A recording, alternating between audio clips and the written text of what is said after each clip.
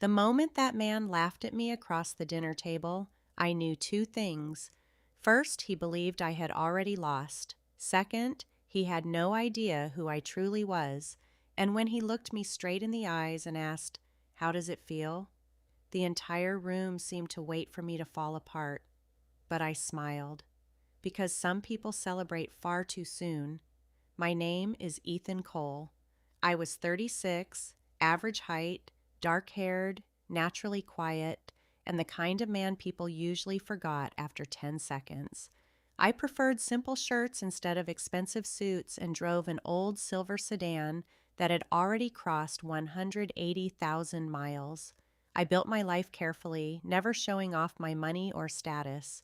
My wife, Rachel, was 33, smart, ambitious, beautiful, with long chestnut hair and a smile that could brighten an entire room. We had been married for 6 years. She worked at a growing tech company as a senior project manager. A few weeks earlier, Rachel had invited me to her company dinner. "Please come this time," she said while fixing her earrings in front of the mirror. "Everyone keeps asking why they never see my husband."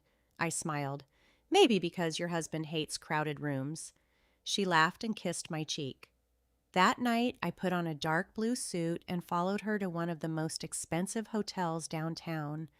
The ballroom was enormous. Crystal lights hung from the ceiling while waiters moved around carrying drinks and trays of food. Everyone looked polished and successful. Rachel was immediately pulled into several conversations. I stood alone near a table, holding a glass of water. Then I noticed him, Daniel Harper, tall, athletic, perfectly groomed, wearing an expensive watch and that arrogant smile people wear when they believe they're better than everyone around them. Rachel had mentioned him before, her coworker. He walked over with two other employees. "So, you're Rachel's husband?" he asked with a grin. I shook his hand politely. "Ethan." He looked me up and down. "What do you do?" "I work with investments." His eyebrows lifted. "Investments? Sounds fancy." I smiled. "It's mostly boring." The others laughed lightly. For the next hour, I noticed something strange. Daniel stayed unusually close to Rachel. Too close. He leaned toward her whenever they talked, casually touched her shoulder, and whispered things that made her laugh. Then I started hearing little comments. "Rachel practically runs this place." "Rachel deserves someone on her level." "Daniel and Rachel make a good team." Maybe I was imagining things. Maybe not. Dinner started. Rachel sat beside me while Daniel sat directly across from us. Halfway through dessert, Daniel raised his wine glass. "Can I ask something?" he said loudly. He smirked at me. "Ethan, how does it feel?" I looked confused. "Feel about what?" He leaned back. "Your wife is successful, respected, admired by everyone here, while you're sitting quietly in the corner all night."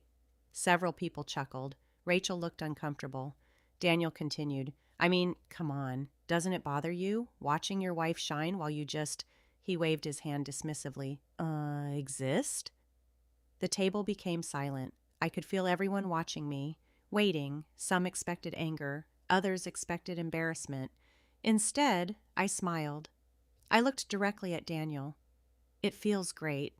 His smile faded slightly. I continued calmly. "Seeing someone you love succeed feels amazing." Daniel blinked. I leaned forward. "But since we're asking personal questions, can I ask you one too?" He forced a smile. "Sure." "How does it feel working for a company you think you understand?" His forehead wrinkled.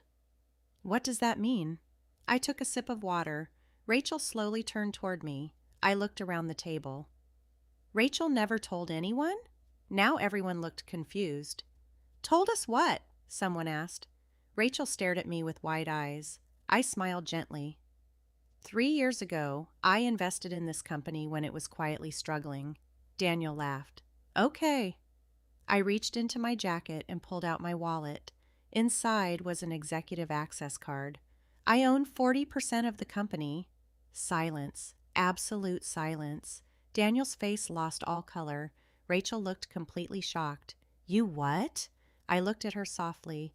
"I wanted people to value you for your work, not because of me." Across the table, Daniel looked like someone had punched him in the chest. People started whispering. One executive nearby suddenly stood up. Ethan Cole? I nodded. The man's eyes widened. Oh my God, you're Ethan Cole? Now everyone stared. Daniel looked terrified because he finally understood something. The man he'd mocked all night wasn't standing below him. He had been standing above him the entire time. I looked at Daniel and smiled again. Then I asked quietly, "Now tell me, how does it feel?"